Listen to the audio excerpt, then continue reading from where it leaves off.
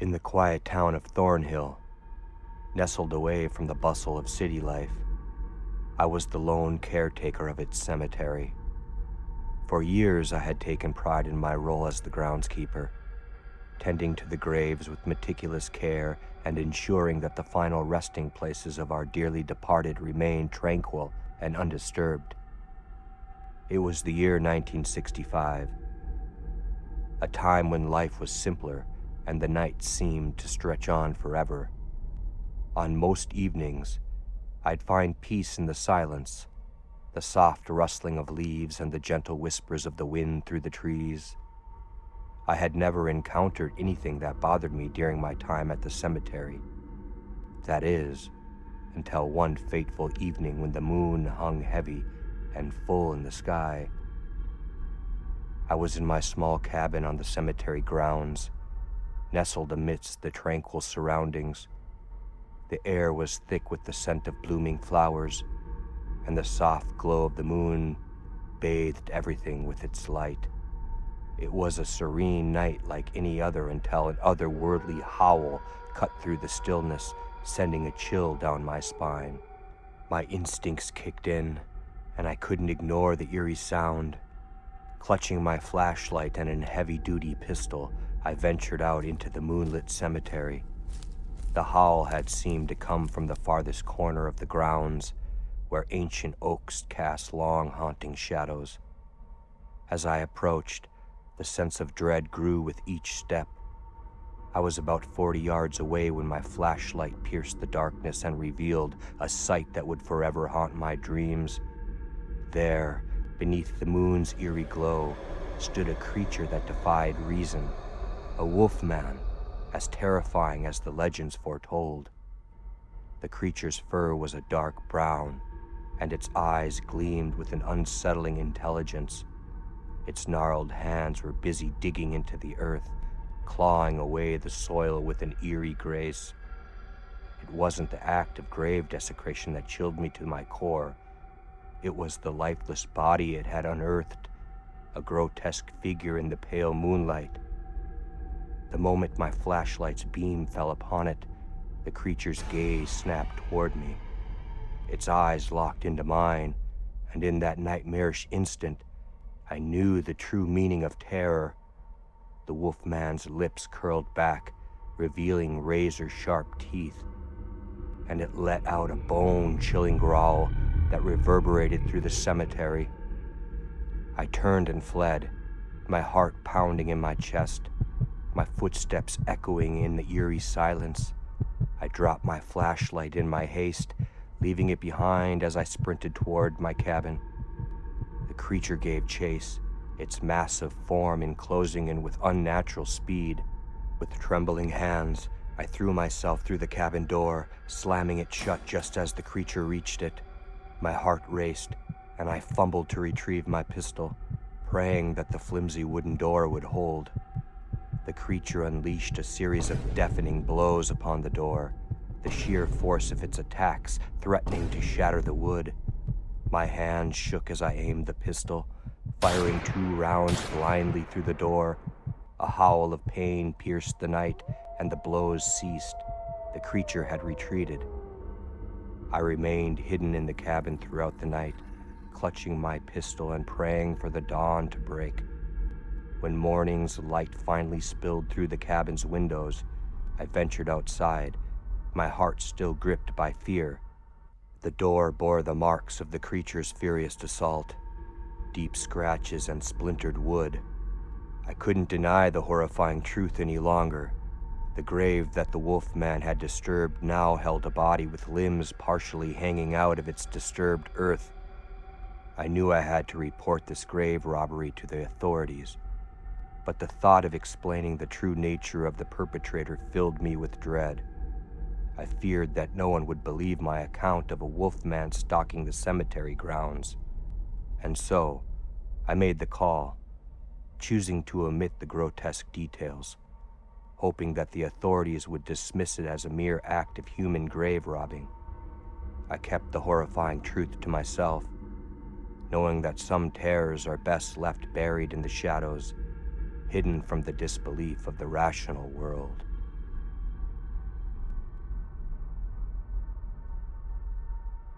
It was 1994, a school night, and I was making my way home from a friend's house.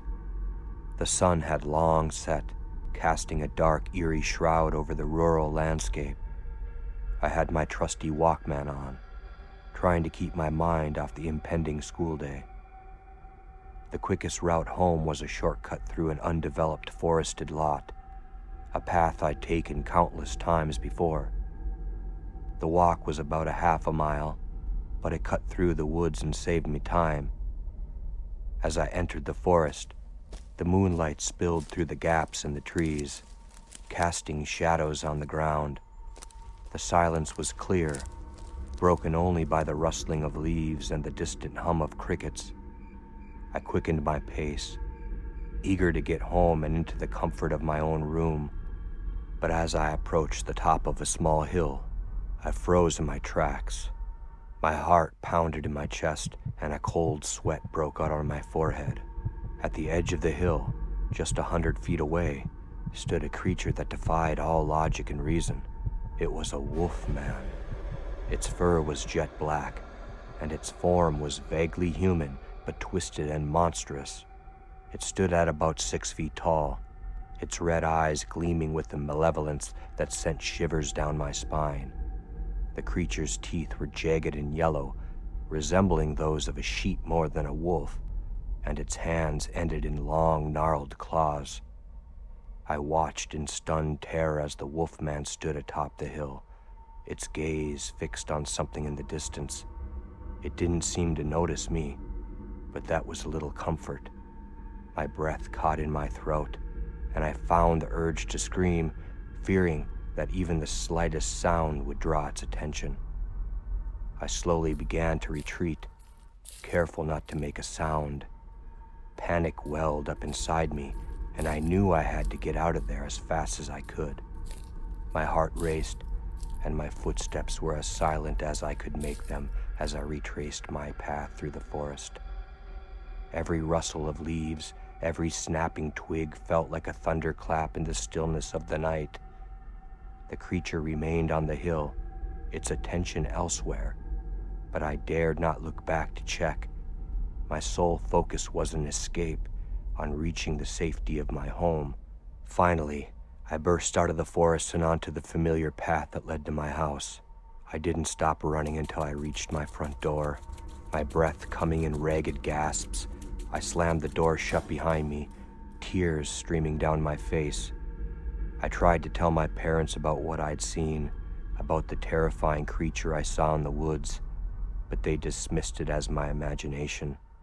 They assured me that it was just a trick of the mind, a product of exhaustion and the darkness. But I knew what I'd seen, and I knew it was real. The memory of those red eyes and the grotesque form of the creature haunted my dreams for years to come. I never took that shortcut through the woods again, even in broad daylight, and the forest became a place of dread, forever tainted by the encounter. To this day, I know what I saw that night in 1994 was no figment of my imagination. It was a creature that defied explanation, a presence that defied the natural order of things, and though no one believed my story, I knew the truth. The wolf man with its red eyes and sheep-like teeth was real, lurking in the shadows of the world, waiting to be seen again by another unsuspecting soul.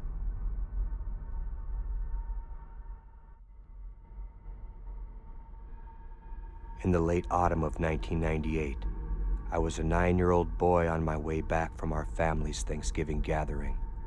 My father, a steady presence behind the wheel, navigated our path down a dark, winding highway. My mother was sleeping, reclined in the passenger seat, and the radio played soft melodies that filled our car with a soothing embrace. The moon hung low, casting its glow upon the road ahead. I gazed out the window, entranced by the dance of moonlight and tree branches, their shadows playing a spectral game in the night. But then, from the inky darkness emerged a figure that defied all logic, a creature with eyes as bright as the sun, a blazing yellow that pierced the night. It stood tall, an 8-foot beast, like a nightmarish guardian of the unknown. It had long brown hair, tangled and matted. It looked like a thing straight from hell.